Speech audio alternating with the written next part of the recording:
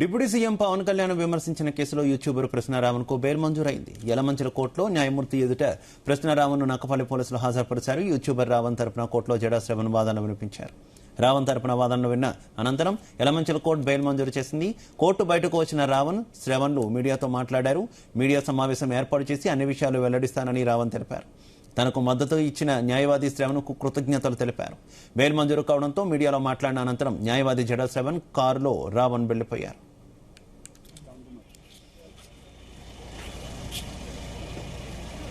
ఇదిలా ఉంటే ఈసారి ఏలూరు పోలీసులు రంగంలోకి దిగారు. జడా శ్రవణ్ కారులో కాకినాడ వైపు బయలుదేరిన ప్రశ్నారావణ్ను ఏలూరు పోలీసులు అదుపులోకి తీసుకున్నారు.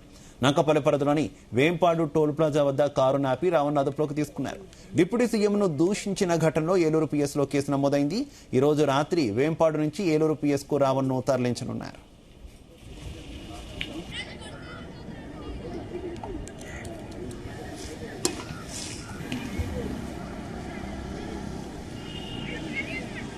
ఒక కూలంకుషంగా ఒక ప్రెస్ మీట్ పెట్టి దీని గురించి మాట్లాడతాను. Thank you so much media for supporting me and judges కూడా అట్ ది సేమ్ టైం మా శ్రవణ్ అన్న. అసలు ఆయన లేకపోతే ఈరోజు ఈ కేసు లేదు. ఈయన గురించి కూడా సపరేట్గా నేను మాట్లాడతాను.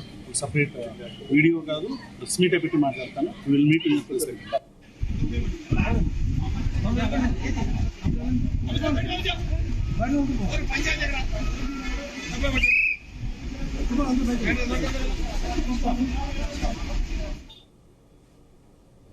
మీరు రావణ గారి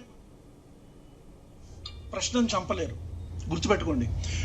రెండో విషయం, ఇంత భయపడుతున్నారా? మీకు అర్థమవుతుందా? ఒక 500 మంది పోలీస్ ఫోర్స్ ప్రతిరోజు నా కోసం ప్రజా సమస్యలు, పబ్లిక్ అన్నీ వదిలేసి నా కోసం వాళ్ళు అహర్నిశలు తిండి తిప్పలో లేకుండా తిరుగుతున్నారు. ఎస్పీ క్యాడర్ దగ్గర నుంచి కానిస్టేబుల్ క్యాడర్ దాకా ప్రతి ఒక్కరు నాకు సెక్యూరిటీ ఇచ్చుకుంటూ తిరుగుతున్నారు. ఇదా ఆంధ్రప్రదేశ్ ప్రభుత్వం చేసేది? సిగ్గనిపించట్లేదా మీకు? అంటే ఇక ప్రజా సమస్యలు ఏం లేవా? నేను రేపులు చేశానా, దొమ్మిలు చేశానా, దౌర్జన్యాలు చేశానా? పవన్ కళ్యాణ్ అనే వ్యక్తిని ప్రశ్నించడం మాత్రమే నేను చేసిన తప్పు. ఈ రోజుకి 4 రోజుల నుంచి నేను భోజనం చేయట్లా, నీళ్లు కూడా ఈ రోజుకి 4 రోజుల నుంచి నేను అన్నం తినట్లా, మంచినీళ్ళు కూడా తాగట్లా. ఈ రాష్ట్ర ప్రభుత్వానికి చెప్తున్నా, మీరు చంపేస్తే పోలీస్ స్టేషన్లో చంపేయండి నన్ను.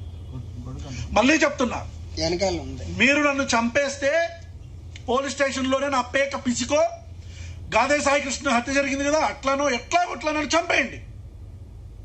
అంతేగాని మొత్తం వ్యవస్థని ఒక్క మనిషి కోసం ఇబ్బంది పెట్టి నా గొంతు నొక్కితేనో నన్ను చంపితేనో ఈ ప్రశ్న లాగుతాయి అనుకుంటే అది మీ పిచ్చి పొరపాటు.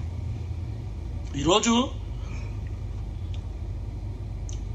ఎక్కడికి వెళ్తే అక్కడ, అంటే ఈ రోజు బెయిల్ వస్తే ఇమీడియట్గా ఒక కేసు, రేపు బెయిల్ వస్తే మళ్ళీ ఒక కేసు. 4 బెయిల్లు ఈ రాష్ట్ర చరిత్రలో, 4 బెయిల్లు 4 రోజుల్లో వచ్చిన మళ్ళీ 5వ రోజు అరెస్ట్ అయిన ఎవడన్నా ఉన్నాడా?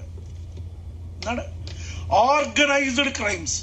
జనసేన పార్టీ నియోజకవర్గాల్లోనే నేను వెళ్ళటం, అక్కడికి ఆర్గనైజ్డ్ గా గుండాలు రావటం, నా మీదకి దాడి చేయడానికి ప్రయత్నించటం, పోలీసులు పాపం అహోరాత్రులు లక్ష్మణ అనుకుంటూ నా చుట్టుపక్కల తిరగటం.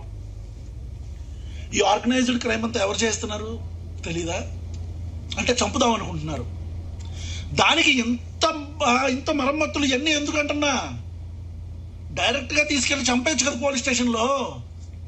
No, I'm asking you, Chandrababu Naidu గారు, నారా లోకేష్ గారు, ఆంధ్రప్రదేశ్ ఉప ముఖ్యమంత్రి, నా అభిమాన నటుడైన శ్రీ పవన్ కళ్యాణ్ గారు, డైరెక్ట్ గా పోలీస్ స్టేషన్లో చంపేయచ్చు కదా.